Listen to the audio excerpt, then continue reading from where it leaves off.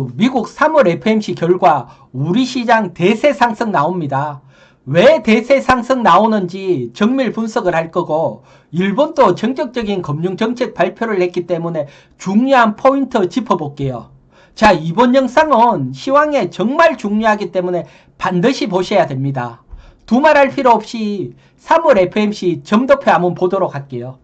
점도표는 연준 의원 19분이 올해, 내년, 후내년 금리를 얼마나 할 것인가 점을 찍는 거죠. 그래서 올해 점도표상 4.75%입니다. 그래서 금리가 한 번, 두 번, 세 번 인하 될 거다. 세 번 인하가 되면 6월달, 9월달, 12월달 금리 인하가 되죠. 6월달 멀지 않았기 때문에 시장은 지금부터 상승한다고 봐야 되고요. 그리고 연방기금 선물시장에서 FOMC 끝나자마자 6월달에 금리 인하 확률이 확 높아졌는데 얼마나 높아졌는지 한번 보도록 할게요. 보면 금리 인하할 확률이 FOMC 직전에는 59%였는데 FOMC 끝나자마자 75%로 확 높아졌습니다. 6월에 금리 인하할 확률이 높아졌다는 거죠. 그리고 3월 FOMC 결과 2024년 전체적인 미국 경기를 보면 GDP가 2.1% 성장을 할 거다. 이거 12월 달까지만 하더라도 1.4% 성장 낮게 봤지만 성장이 좋아진다. 즉 12월 FOMC보다 3월 FOMC에서는 미국 경기가 좋아진다, 더 좋아진다라고 봤고요. 더 좋아진다고 보면 금리 인하 속도는 12월보다는 점진적으로 금리 인하를 한다. 이런 게 요번 핵심 포인트랐다. 미국이 금리 인하를 하게 되면 어떻게 될까요?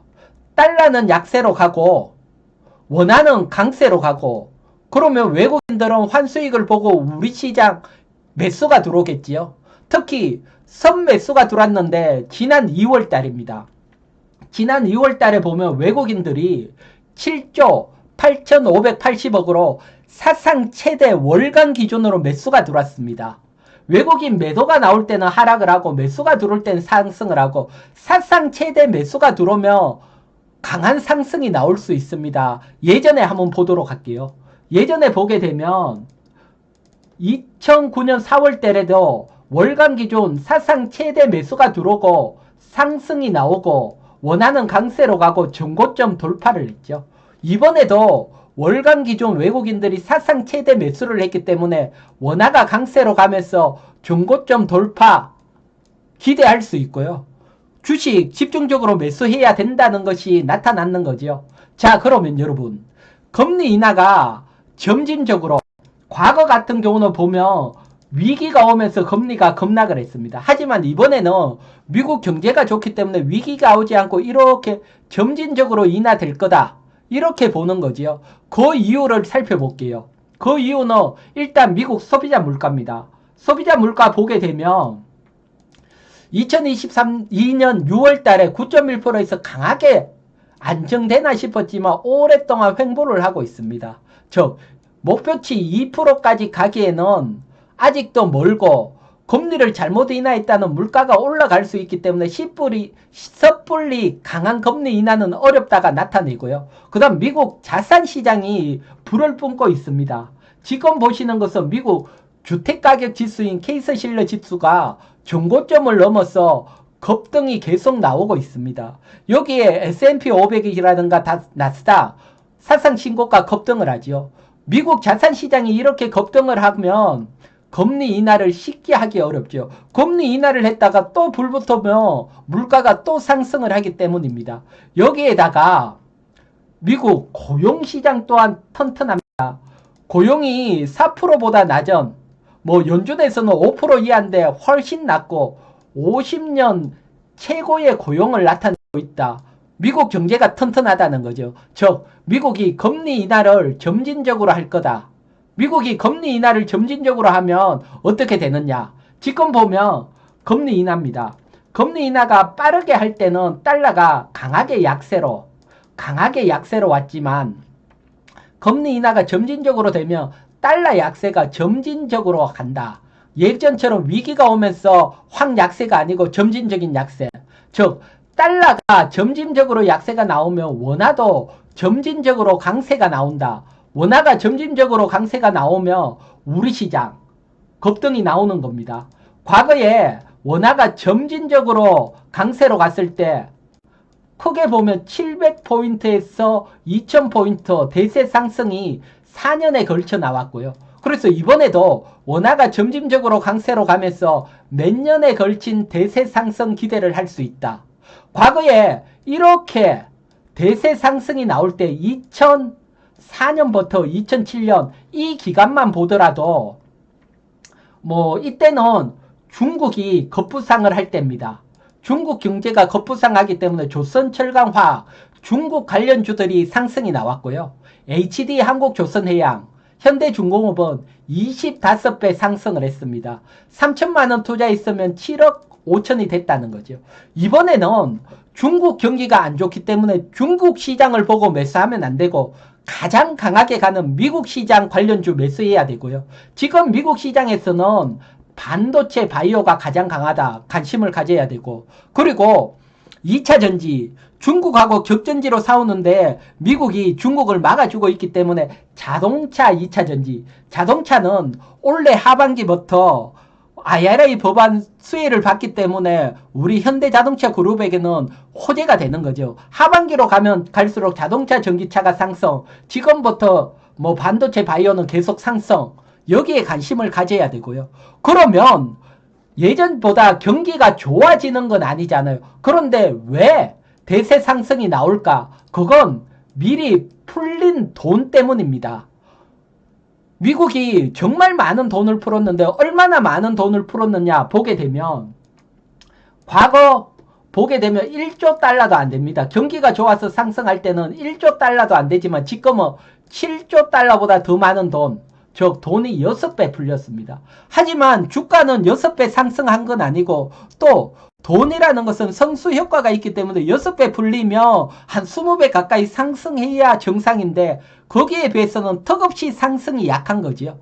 따라서 경기는 조금만 좋아지더라도 막대하게 풀린 돈의 힘으로 대세 상승 나온다. 즉 달러의 힘으로 대세 상승 나온다고 봐야 되고요. 또 여기에다가 이번 3월 FMC에서 풀린 돈이 워낙 많은데 이걸 거둬들어는 양적 긴축을 하는데 이 긴축의 속도 조절을 하는 걸 논의했다. 즉 6월 정도면 긴축 조정도 끝날 수 있다. 이것도 상당히 큰 호재랐습니다. 그래서 6월부터 금리 인하, 또 어떻게 보면 6월부터 긴축 중단, 시장은 상승할 수밖에 없다. 이걸 이번 FMC 회의에서 나타냈기 때문에 시장은 대세 상승으로 간다 보셔야 되고요. 그러면 일본도 이번에 전격적인 금융정책 발표를 했는, 그리고 여러분, 장단기 금리 역전에 대해서 불안해 하시는 분들이 많습니다. 예전 장단기 금리 역전이 되면 위기가 왔다. 그래서 보면 지금 장단기 금리 역전이 나와 있죠. 그래서 과거 장단기 금리 역전이 나오고 위기가 왔다. 하지만 정말 위기가 오더라도 지금 걱정할 필요 없습니다. 장단기 금리 역전이 되고 정상화되고 위기가 오는 데까지가 시간이 걸렸죠.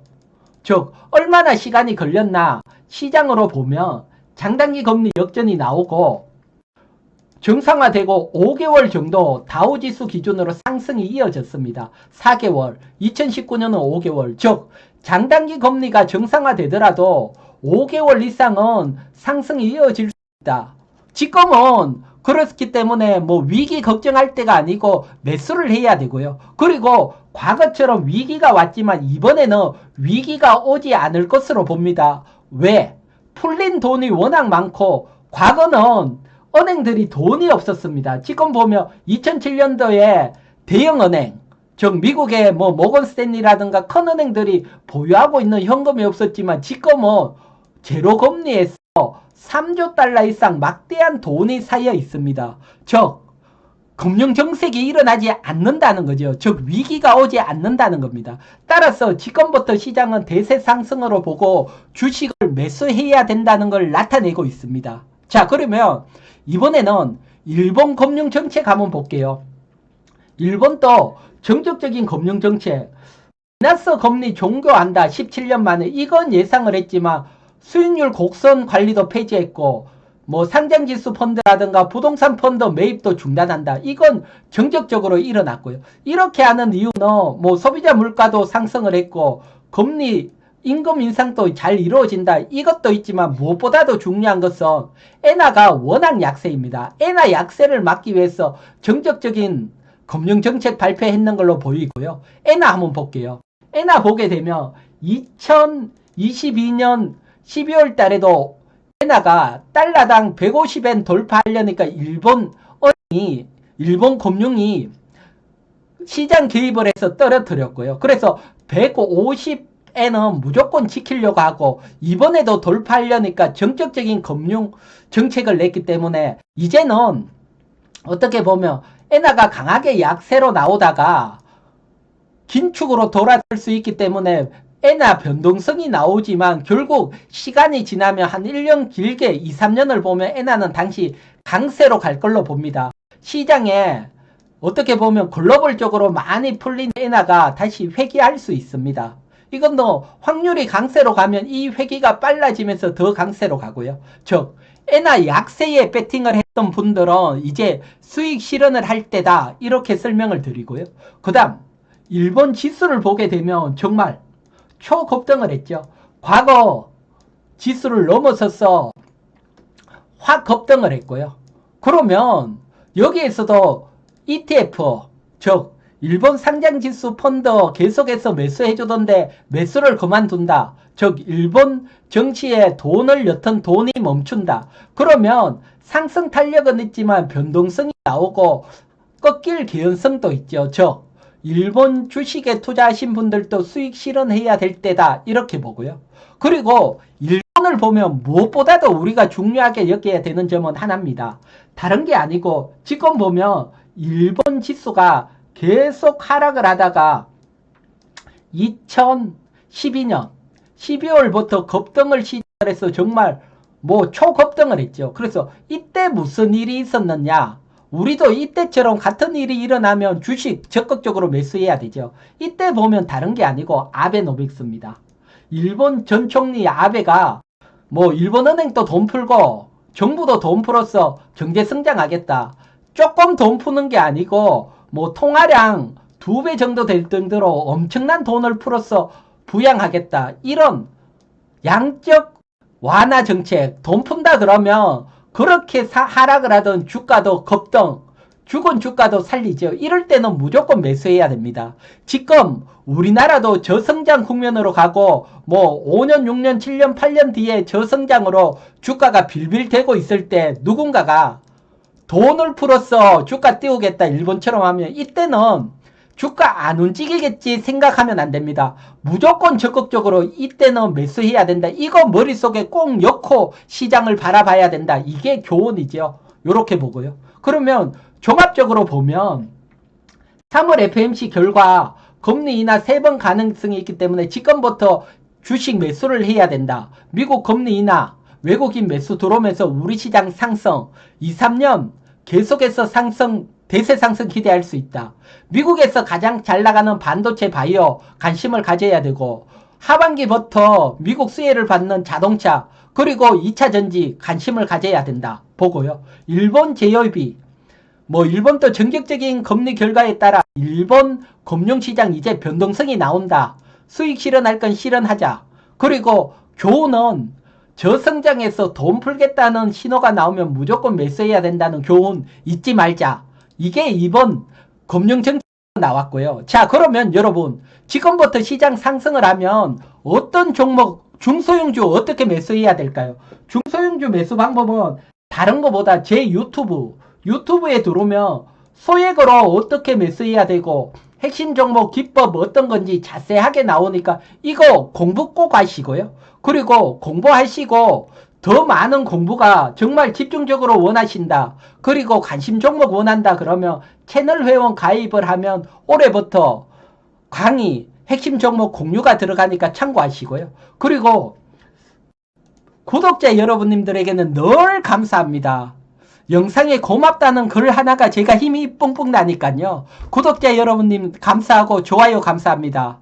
여러분 모두 이번 주도 성공 투자하시기 바랍니다. 저는 이희건이었습니다.